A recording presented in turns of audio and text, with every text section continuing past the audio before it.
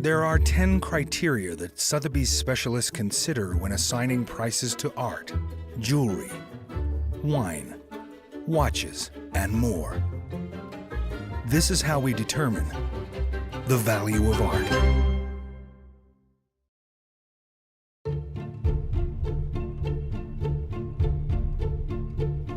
Authenticity. Authenticity. Authenticity. In our field, that's quite an interesting area. Whatever you're looking at has to conform to all the elements required of that particular category. We're also looking at originality of the piece, if anything has been altered. Has that been noted, or has that been done on the slide to make something look better than it is? Authenticity is really the soul of the object. The true and intended manifestation of an artist's idea. When you have verification that it's genuine in the most basic way. Authenticity is really part of our branding. Sotheby's basically is established over many years, very close relationships. That is where our expertise resides, relationships with artists, artist studios, their foundations, galleries, agents, dealers, all the people who put together the catalogue resumes.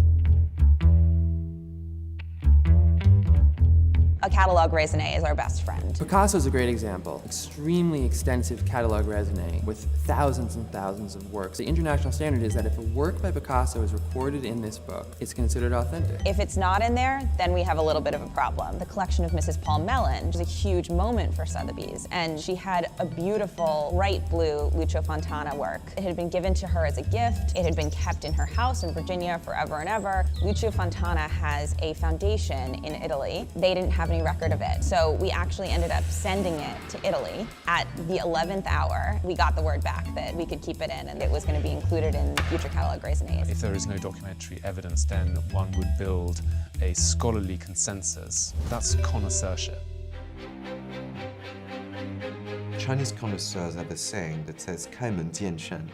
You open the door and you see the mountain right there in front of you. That visceral feeling, obvious feeling of authenticity. Most old masters aren't signed. And so quite often we'll say, oh, you know, it's signed in every brushstroke. And we usually say it tongue in cheek, but we mean it. I've heard it described as trying to recognize someone's handwriting. I recognize this artist, but I don't quite know who it is. Where have I seen this hand before? Perhaps the way an artist always paints an ear or uses specific highlights on a cheekbone each time. Now technology has come so far that there are a lot of tests on the makeup of the object. You can take a sapphire and send it to the gemological laboratory and they will tell you where it came from, whether or not it's been heat treated. It's an expensive process, but we go through it for every diamond, every colored stone. You're always looking at the materials. Is the paper appropriate for the period? Is the weave of the canvas typical? Sometimes things need to pass the smell test. These were works that were used in temples, so they would usually have the scent of yak butter and incense. If it doesn't, sometimes you wonder, where has it been? Anything that is worth something is going to be worth being faked. We cannot lower our guard no matter what object we're confronted with. They're copies of everything around. There is a Abex artist who I've now seen a number of fake works on paper that come with the same documentation printed using the same typewriter. This like wonky little typewriter where the letters jump up and down. Different gallery names on these fake invoices, but I know to look out for those works, for example. L.S. Lowry. People think he's very, very easy to fake because sometimes people look at them and think, well, I could do that. But actually, conversely, it's that spontaneity that is the hardest to fake. I've always said that you can't forge a book, but in a celebrated case recently where a 17th century work by Galileo fooled great experts, it's just a reminder that you have to always be vigilant. Scholars were studying in, say, 1900, traveling around Europe with no photographs, just their memory and their extensive notes. They would have miscatalogued things. Always remember that in 1900 it was thought that there were 800 Rembrandts in the world, and in 2000 they're thought to be 250 Rembrandts in the world.